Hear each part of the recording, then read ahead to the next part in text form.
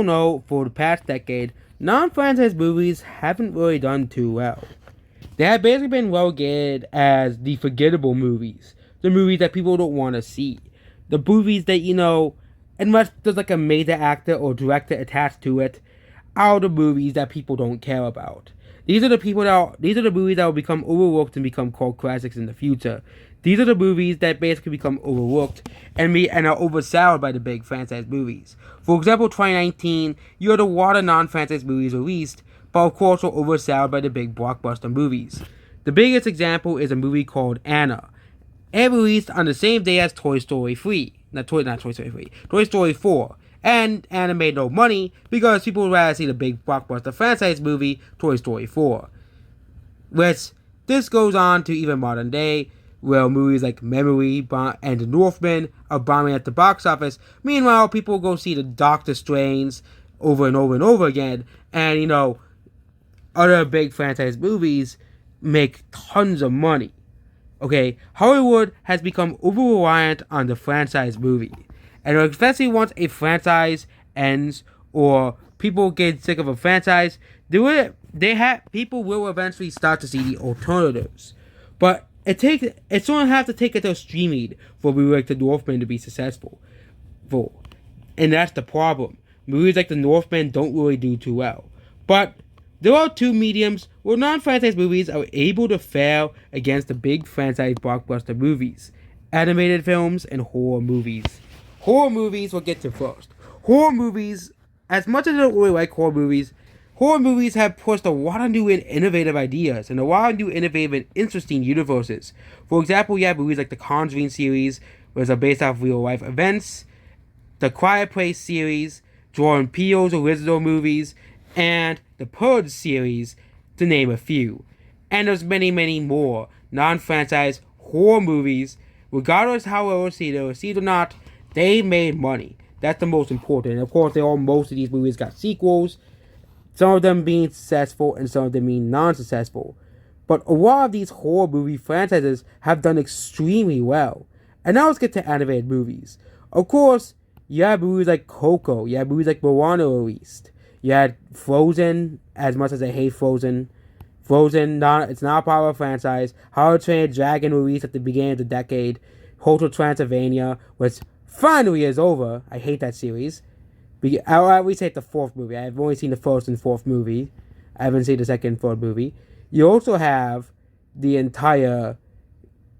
Yeah, you had the Pets franchise. You had the Sing franchise, which were both pushed by Illumination. You had DreamWorks pushing new IPs, but they didn't really do too well at the box office. DreamWorks was kind of in a sad era. They didn't make a Trolls movie. They didn't make that Boss Baby movie, which did pretty well. And they also made The Bad Guys, which technically The Boss Baby and The Bad Guys are both adapted screenplay, but we're going to count those as original non-franchise movies, despite having books of the same name. The Bad Guys is actually a pretty popular kids book. Same thing with Captain Underpants. You can add Captain Underpants to that as well. Captain Underpants, despite being based off a comic book as well, same thing with The Bad Guys, was a completely original take on the spin. If you were to include that as a criteria, then The Kingsman will also count as a new franchise being brought up in the 2010s.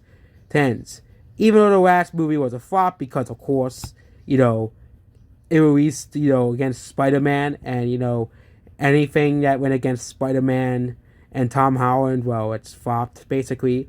And you can see the same thing about the Sonic movie series. But if we could exclude movies like The Boss Baby and The Bad Guys, The Bad Guys is loosely based off the books anyways that it's based off.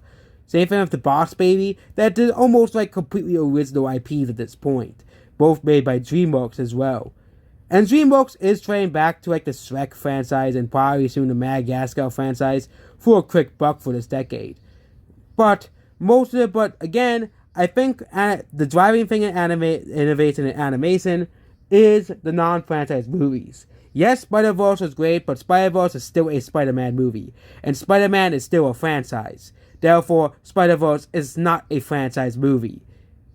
It's not a non-franchise movie. It's a franchise movie as it's based off the Spider-Man franchise. And that's basically it for me. And Sony Pictures Animation has also pushed a lot of innovative movies, The Mitchells vs. the Machines and Vivo. Despite both being released straight for Netflix, I think both those movies would have done really well at the box office if it wasn't for the pandemic. The Mitchells vs. the Machines was a very innovative yet original movie, and Vivo I haven't seen. So yeah, but both movies pushed something new. And he had a movie like The Tomorrow War, which they really just pushed to Netflix because... No, but actually it was Amazon Prime this time. Because they really had no confidence in this movie's success. Because, of course, The Tomorrow War cost $200 million to produce. But the thing is, Tomorrow War is not a part of a film franchise. So, if it actually released in the theaters, it would have probably bombed at the box office. Because it isn't a part of a franchise. Which I think that's the biggest problem with modern day film. Sometimes great films don't have to have a franchise label attached to them. They can be completely original IPs. That's the magic of the film in the 70s, 80s, and 90s. Is that you could have completely unknown series burst out and become cultural phenomenons. Like Star Wars and Jurassic Park, Jaws as well. You also had Rambo. You had Rocky, Alien, Predator as well. You had, The Matrix later on, as well. You had James Cameron's Titanic. All of these, besides Titanic, which is based off real life events, are not a part of any franchise whatsoever. Yes, they could be based off a book or blah blah blah, but the book was very, for example, Jurassic Park was mostly popular among paleo nerds, so it wasn't really a mainstream book until the movie came out. Same thing with Jaws, and basically, movies like Jurassic Park pushed dinosaurs far into the more mainstream and pushed the idea that dinosaurs are more than just movie monsters and they're actual animals that live lives like everything else. And also was part of the reason why a documentary like Walking with Dinosaurs was created. Simply because Steven Spielberg said, you know what, let's adapt this dinosaur book into a movie. And it was very, very successful. And it's still highly beloved by millions today. And you have had new franchises sprung up from, of course, from other mediums as well. For example, video game adaptation. For example, I don't consider Sonic the Hedgehog a non-franchise movie. Why? Because Sonic the Hedgehog was already pre-established and was with a huge game series already established and lots of merchandise already existing. Sonic was already big as he is, and now we have the movie series adding into its success. Same thing with the Mario movie, but I fear that movie because that's a Illumination movie, and Illumination is known for making bad movies, except for Despicable Me. That's it. I actually thought Pets was okay, but the company that is in terms of animated movies, the companies that continue to push innovation in the animation industry is Disney and Pixar. And now Sony Pictures Entertainment. Sony Pictures Animation. Yep.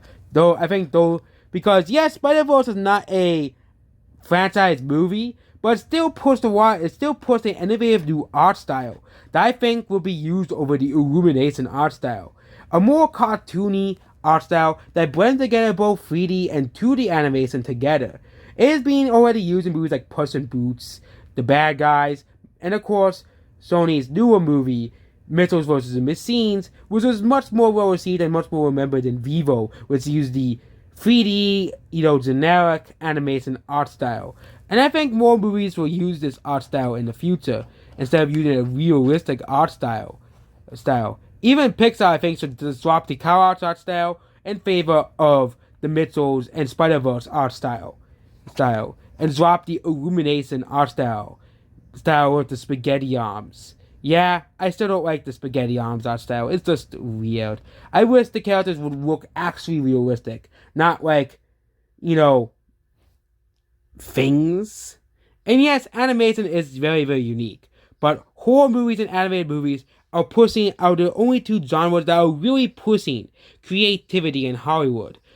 Yes, you may hate the plot of Secret Life of Pets because it's too similar to Toy Story, but Secret Life of Pets was still a pretty good idea concept-wise. What do pets do without their owners? That was a pretty and I actually wanted to see a movie because I thought that was a pretty good idea for a movie. And the second movie was what the first movie sort of really been. But I get the first movie was supposed to set up the universe, blah blah blah. But yeah, there we go. So yeah, these are the two movies that are definitely pushing non-franchise movies, these the most.